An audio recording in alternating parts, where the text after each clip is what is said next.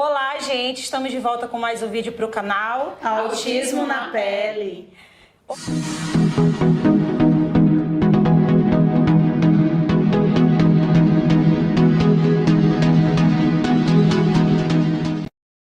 Tem um autista em sala de aula. E agora? E que um dia a gente espera. Não precise brigar por inclusão, né? Mas falar de convivência, né? Aí, uma coisa que eu acho bem interessante também é com relação a ter um aluno inserido dentro de sala de aula, um aluno com TEA ou com qualquer que seja a sua deficiência, né? É que a gente ensina as outras crianças a levarem essa informação aos outros. Porque a gente não vai conseguir educar, a gente não vai conseguir desmistificar e nem tirar o preconceito da cabeça daquelas pessoas que já têm uma noção pré-formada. A gente vai conseguir educar, são essas crianças, esses novos, essas crianças, e que serão a nossa sociedade daqui a uns anos. Né? Para que quando o Benício for adulto, quando o Davi for adulto, eles possam encontrar uma sociedade que respeite a diferença, que saiba conviver com essa diferença, porque nós somos diferentes, né? E essa diferença é que nos torna únicos. Eu gostaria de pedir a opinião de vocês, que vocês comentassem sobre como vocês veem as mudanças que estão ocorrendo, né? Hoje nós já falamos sobre o autismo, nós falamos sobre preconceito, hoje já se fala realmente como é a convivência com uma pessoa autista. E eu gostaria que vocês comentassem sobre as mudanças que vocês almejam, não só na educação, mas também na sociedade, que a gente sabe que reflete, tudo que tem na educação reflete na sociedade, né? Bem, Nete, a gente quando a gente está na faculdade de História, a gente aprende um conceitozinho básico que diz assim: pensar o passado para entender o presente e modificar o futuro. Em cima desse macete histórico, digamos assim, que eu quero iniciar essa fala com vocês a respeito de mudanças. Não dá para pensar o presente sem lembrar tudo que está lá atrás, né? E aí, para que a gente lembre tudo que está lá atrás, dói, faz sofrer, né? Mas é preciso, ou então a gente não consegue compreender. E aí, se a gente voltar lá bem atrás, historicamente falando, as crianças imperfeitas, elas eram executadas, elas eram mortas, porque elas eram imperfeitas, né? Isso é histórico. A igreja católica apostólica romana, ela condenava porque essas crianças eram demônios. Isso é histórico. Isso é histórico. Né? E aí a gente vem quebrando barreira por barreira todos os dias para a gente entender que elas são crianças, para elas serem vistas como crianças. E aí chega um momento da história que há uma enorme e benéfica ruptura, onde, e aí eu vou falar de coisa bem recente historicamente falando, que é a criação das APAES, que tem aí quase 70 anos, uma luta gigantesca e que se agigantou pelo país inteiro, né? Então, a APAE, a Associação de Pais e Amigos Excepcionais, ela abriu portas para que a deficiência fosse enxergada, mas, infelizmente, ela por muito tempo ainda foi enxergada apenas a deficiência e não a pessoa. Então, quando se enxerga a deficiência, se segrega. E o que a gente luta é por inclusão. E como diz a Nete, e eu concordo muito, quiçá daqui a pouco nós não precisaremos mais falar de inclusão, porque elas serão naturalmente inclusas, porque elas são pessoas como outras qualquer. Então não precisa se falar de inclusão quando a sociedade entende que ali existe um ser humano. E aí a gente vai quebrando todo esse preconceito, passando todas essas barreiras, quebrando paradigmas e seguindo, sempre buscando que a realidade seja transformada no futuro. Mas eu também gosto sempre de dizer que criança não é um serzinho do futuro, não. Criança é o ser de hoje, é o ser de agora. E aí eu preciso entender o hoje, o que está acontecendo hoje, quais são as transformações do hoje, o que precisa ser transformado agora, para que no futuro tenhamos uma sociedade melhor, um ao redor melhor para essas crianças, que não serão mais crianças, né? E assim, ainda há pouco a Nete disse uma frase interessante: quando os nossos filhos crescerem, O mundo poderá ser melhor porque estamos quebrando barreiras hoje. Mas a verdade, Nete, é que a gente que está aqui dentro, no centro da coisa, vocês também já devem perceber isso, é que isso já vem mudando hoje. E que adolescentes de hoje já não enxergam as coisas como ontem. Que a geração de hoje já não enxerga pessoa com deficiência como a minha geração, a sua geração, a geração de Fernando. Então, é só pegar a fala desta moça. Quando a gente pega a fala de Maria, você percebe o quanto que é uma fala elaborada, com conhecimento, com informação, e você percebe o quanto de preconceito inexistente há na fala da Maria. E isso é transformação de gerações.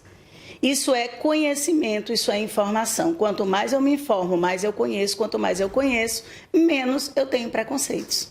E aí a gente está aqui falando de autismo. Mas a gente poderia estar falando de síndrome de Down, a gente poderia estar falando de disléxico, a gente poderia estar falando de alguém que tem desortografia, a gente poderia estar falando das pessoas LGBTQI+, poderíamos estar falando de pessoas obesas, poderíamos estar falando de pessoas com anorexia. Então, são inúmeras as situações onde há o preconceito.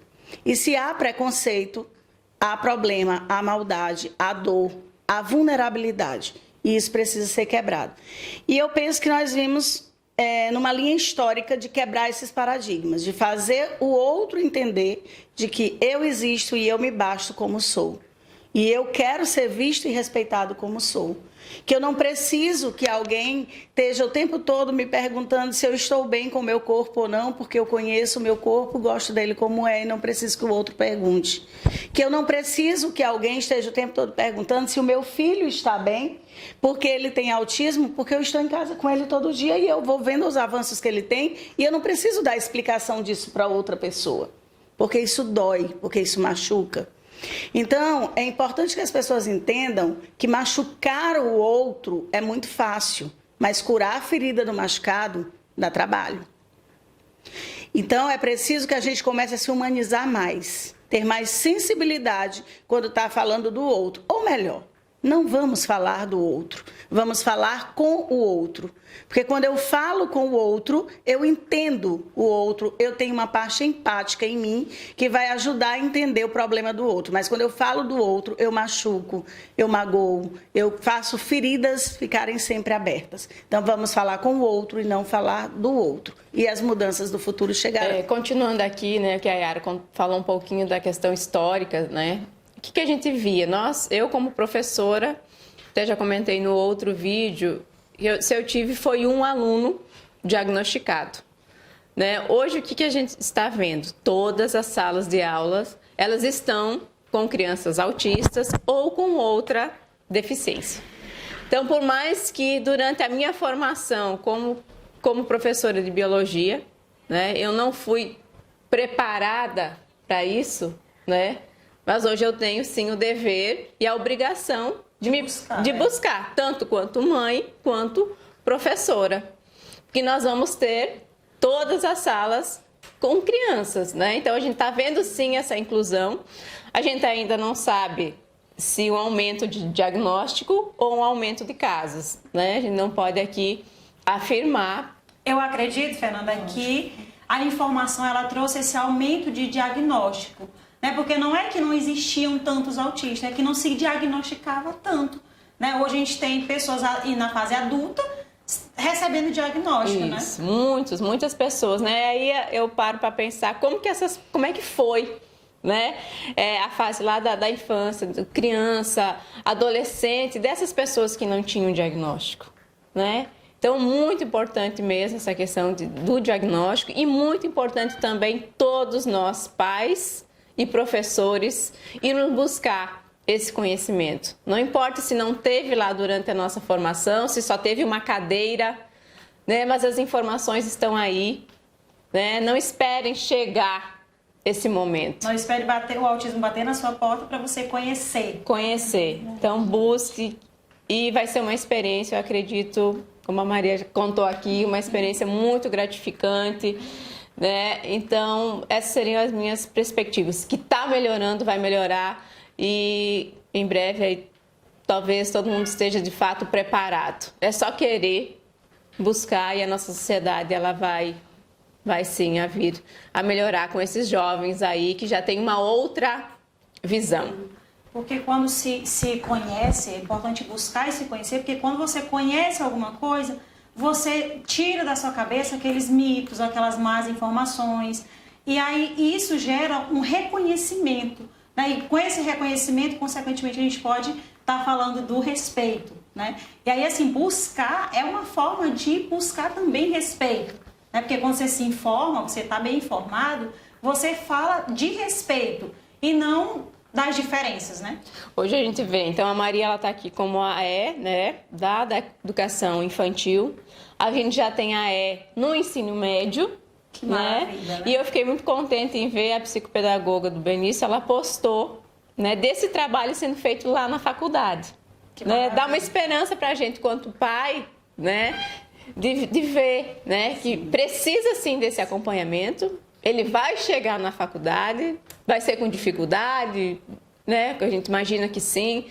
Mas tendo esse acompanhamento, eles vão chegar lá, vão chegar onde eles quiserem. Verdade. Então, lugar de autista, né? É em todo lugar, Em todo né, gente? lugar. E Maria, você gostaria de comentar? Sim. A respeito, né, pegando um ganchinho da fala, tanto da dona Fernanda quanto da dona Yara, em relação à questão que hoje dentro das escolas a mudança ela está muito mais um avanço muito mais alarmante, possamos dizer assim, né, que está bem mais incluso, é a questão da capacitação. Gente, o quanto é importante você ir para uma capacitação. Então, assim, eu não perco as capacitações, porque lá a gente tem tanta informação, o quanto conhecimento que você adquire, leva para a sala, leva para os seus alunos, e de uma forma, assim, bem mais sucinta. O quanto isso é bom, o quanto os professores é bom participar, estar ali, e entender como ela falou. Eu não fui preparada para isso enquanto professora, eu não estou sendo preparada para o que vai estar por vir. Mas quando você vai para uma capacitação e você entende um pouquinho ali, você está ali um pouco para entender sobre aquilo e você leva, você tem um olhar diferente, você vai olhar diferente para aquela criança e ensinar de uma forma diferente para ela, porque é isso. Tá, ela tá ali para ser ensinada, mas não é o seu jeito, é o jeito dela. E mais uma vez reforçando que é o jeito da criança, é o jeito ser dela. Cada um de nós temos o nosso jeito de ser. Então, assim, o quanto é importante a gente ir para uma capacitação e entender esse ladinho, né? Esse lado específico que requer, enquanto professores, e repassar isso enquanto criança, né? Para as crianças, porque quando você ensina a criança, você está ali para ensinar ela, isso ela vai levar para a vida adulta, para a adultez, para a velhice, ela nunca vai esquecer. Isso é verdade. Com a questão da convivência e tudo mais, a questão do olhar do professor dentro de sala de aula, eu não tenho muita questão, né, que eu acabei de me formar, não tenho muita experiência ainda em sala de aula. Só que em sala de aula como aluno, sim, porque eu já ouvi vários professores, né? Isso há um tempo atrás, né? Eu terminei o ensino médio há 10 anos atrás, né? E aí os professores acabavam falando assim, tinha uns alunos mais evoluídos que conseguiam acompanhar todas as disciplinas e tudo mais, enfim. E tinham outros que não, tinham mais dificuldade. E o que eu ouvia? Esse menino não aprende. Esse menino não aprende, esse menino é ruim de aprender. Mas será que estava ensinando da forma correta? Será que ele não aprende mesmo? Claro que ele aprende, só estavam ensinando da forma errada. Todo mundo tem um ritmo, né? E alguns aprendem mais rápido e outros nem tanto. Só que tem aqueles que têm um jeito diferente de aprender, né? E aí, o que eu sempre coloco, né? E a gente sempre fala nas nossas discussões, é um olhar com empatia, é olhar o outro e se colocar no lugar. Né? Será que essa criança não aprende? Essa pessoa não aprende? Tem alguma coisa errada? Se fosse comigo, né? Se coloca no lugar e não dizer, ele não aprende e pronto. Leva lá para a secretaria, esse menino aqui não aprende não. Que era assim que se fazia, na época que eu estudava, né? No ensino médio, ensino fundamental e tudo. Por isso que é bom trazer essa questão das mudanças, que hoje tem sim um olhar mais sensível do professor, nessas capacitações que são riquíssimas, né? E que traz aí um olhar, né, mais sensível. Isso, pontuando isso em relação a olhar, né, realmente para essa criança, qual é a dificuldade que ela está tendo. Por exemplo, como eu fico ali com essas crianças, eu sempre entendo que tem um que aprende muito mais rápido a forma que eu tô ali lidando e repassando a matemática. Tem outros que a gente tem que olhar que não é do mesmo ritmo. Então, cada um aí você vai ter que entender essa partezinha, de assim, não, bom, já que é de forma geral, porque o professor ele passa de forma geral, né, para as outras crianças. Olha, é isso, dessa forma, tal. Mas outras crianças não são assim. E é você parar e ter esse olhar e desacelerar um pouco e dizer assim, poxa, essa aqui não tá dessa forma e eu vou levar outro recurso para que ela possa aprender do jeito dela. E quando você para e realmente olha dessa forma, você vê que a outra criança, sim, é capaz de aprender. Conforme esse ritmo. Esse ritmo, exatamente. Gente, esse foi o nosso vídeo, né? Se você gostou, deixa o seu like, compartilha com os amigos, né? E ativa o sininho para não perder nenhum vídeo novo, certo?